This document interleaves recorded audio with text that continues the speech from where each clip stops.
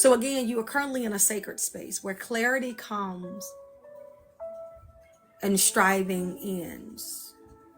So some of us are just getting to the waiting room. Some of us have been there for a while. We've been trying to figure it out. Some of us have transitioned from one room to the next. And some of us have been sitting because we're really fearful of what God has in store for us, because we don't know.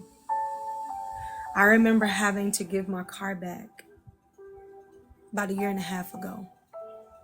And after God released me, he said, I want you to take a ride on Greyhound. And I said, Greyhound? He said, yes, their slogan is leave the driving to us. At first, I was devastated. And the reason why is because I am so used to being in control. I am.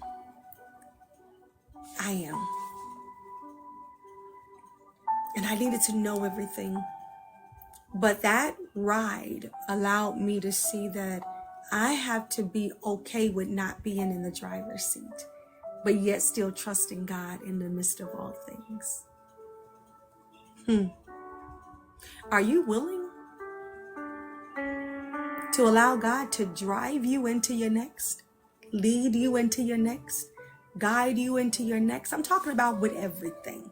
Because, you know, we have this thing where we pick and choose what we want God to be a part of. All right, we bring him in later on. But what if you trusted him while you're in the place you're in? You're in your waiting room now, waiting on God to speak. God is waiting for you to complete what he asked you to complete last year, if not 5 years ago. And here it is, you still have time to do it.